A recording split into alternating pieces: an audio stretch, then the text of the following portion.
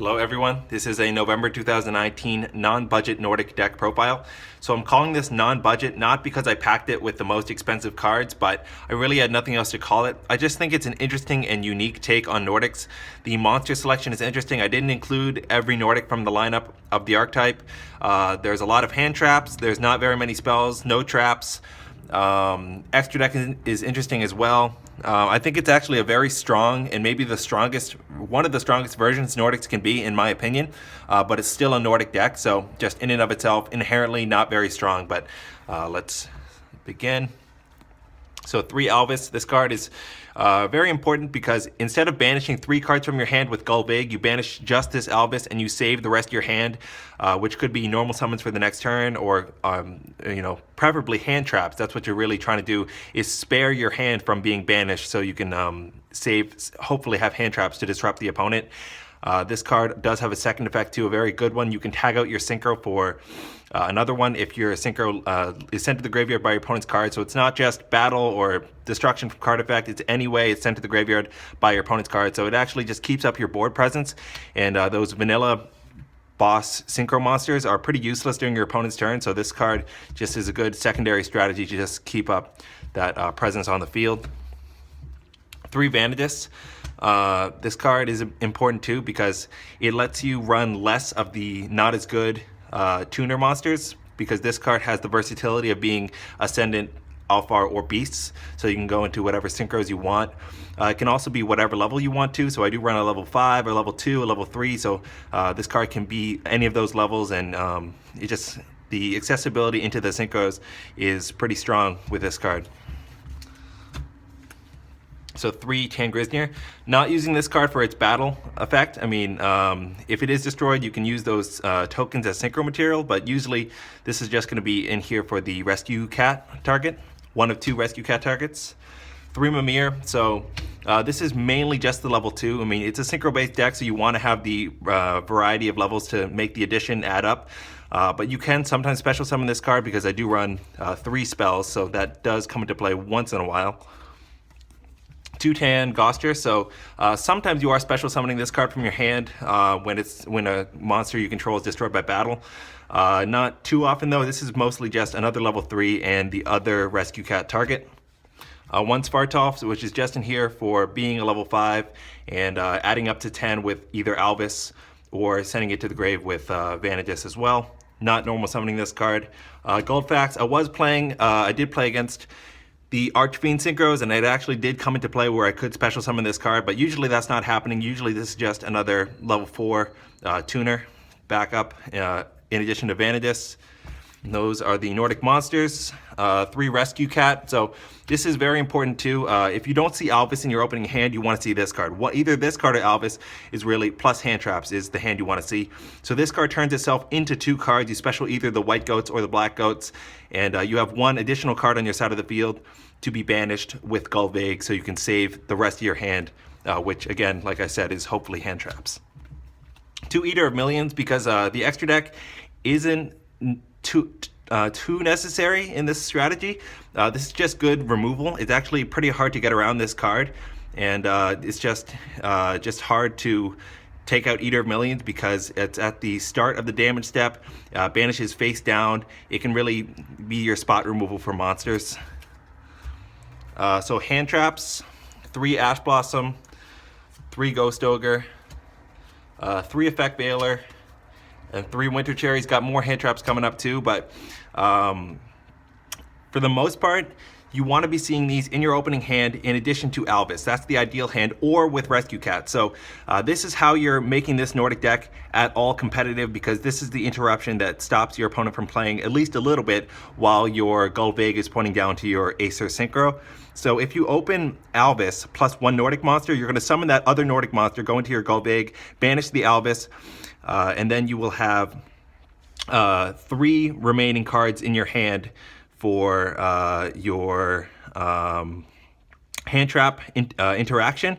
If you open Rescue Cat, you can normal summon the Rescue Cat, get 2 monsters on the field. One of those is going to be into Gulvig, and then you banish the other one off of Rescue Cat, plus 2 in your hand to leave you with 2 hand traps.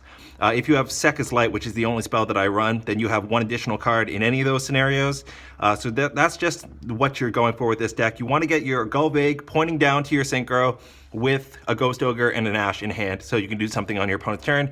And I did decide to run Winter Cherries here because the extra deck isn't too important. Instead of running a lot of miscellaneous lower level synchro monsters, I thought I'd be a little more creative and maybe a little more proactive in the battle here, in this Yu-Gi-Oh battle, by going after my opponent's extra deck. So like I said, more hand traps coming up. We also have double Ghost Bell and 2 Droll and Lockbird too. So just, you know, hitting all the bases here, stopping graveyard movement, stopping searches or shutting down searches. Just all of these hand traps can come into play in a variety of situations across a variety of decks. And I thought I'd just include all of them. And the only spells or back row at all is Sekka's Light. So this is your Pot of Greed. You really have to build a deck around this card, but this is kind of an example of a deck that does take advantage of Sekka's Light in a good way, because you don't have any other spells, and actually once this card is in the graveyard, you can actually put it back into the deck and for a sort of 1-for-1 trade, and get it out of the graveyard so you can activate another Sekka's Light. So it's pretty strong in this deck because it's pretty much Pot of Greed. So extra deck, only 2 Gulvig. I thought with the Winter Cherries build, I wanted to make space for other, you know, more offensive or trying to get rid of my opponent's extra deck. So I saved a little room for those monsters. But, you know, this is the very easy to make Link monster that points down. Just get your Synchro monster on board very easily. It's not, can't be attacked. Protects your Synchro monsters from targeting, low attack, but I mean, if you could just beat down on your opponent with and get over their monster with your Odin, which has 4,000 attack, you can maybe get 800 direct damage afterwards with this monster. And just, you know, the support of the deck, without this card, these Synchro monsters would not be accessible very easily at all. So some generic links: Unicorn, Phoenix, and Borosword. So any deck that Borosword is in, it's really just another way to win. It's just a very helmet card that can go in pretty much any deck that can output 4 monsters onto the field. So sometimes you are going for, like I said, the Gulvig pointing down to the Thor, the Odin, or the Loki with hand traps in hand. But if you can spam out some monsters a little bit better, just slightly more, you can go into Borosword, and this is just another way to win the game right here. And then Phoenix and Unicorn is just for your generic backer removal and spinning. I mean, this can always be useful, and especially Unicorn pointing down, because you can put like an Odin underneath the Unicorn. So for the Nordic or the Acer Synchros, I mean, 2 Odins, 1 Thor, and 1 Loki. I dropped Thor to 1 to make space for another Cherries target. I usually go into Odin because it is the highest beater, and that is pretty much the point of these monsters, is to beat down. That's their strongest aspect of them. It depends on what you want to stop your opponent from doing. They all activate or use their effects during your turn. So unaffected by spells and traps, negate monster effects. It depends on what your opponent's board looks like. If they have a lot of monsters going to Thor, if they have a lot of backer going to Odin.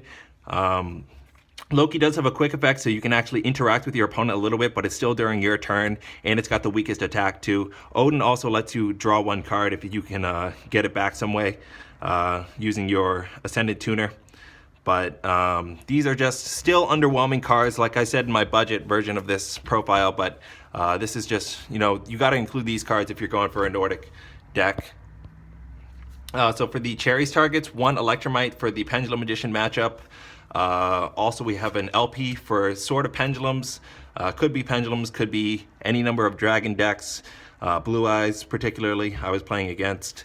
Sunlight Wolf. This is just another meta deck here that is pretty important to run. I mean, this one, Electromite maybe, definitely Sunlight Wolf, definitely Shizuku, definitely Galatea, and also Thunder Dragon. These 4 really, and then sometimes these 2. This is just, you know, so you can hit your opponent before they can hit you.